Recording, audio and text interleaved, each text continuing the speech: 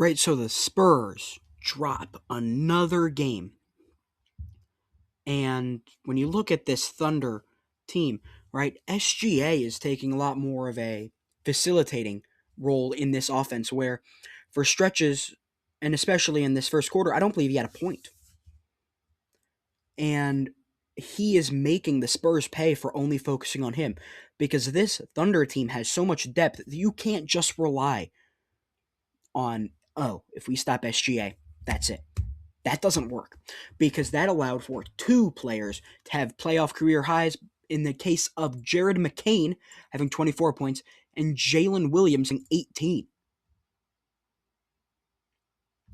What makes this Thunder team so good is their depth, right? Alex Caruso plus 28 minutes, or plus 28 points in the minutes he played. Cason Wallace plus 8. Jared McCain plus 28. Jalen Williams plus 22. Nobody outside of Shai Gilgeous-Alexander had a positive plus minus. Isaiah Hartenstein, -6. Chet, -2. Lou Dort, -9. AJ Mitchell, -3. What makes this Spurs team unable to match up is the lack of depth, right? Carter Bryant, in 10 minutes, he picked up 3,000 at a -10 plus minus. Dylan Harper, he's reeling off of an injury that he sustained, and it kind of showed a little bit here, where he had a -13 plus minus in the 17 minutes he played, right? You get Keldon Johnson, who's the sixth man of the year, and he's just playing terrible. -23.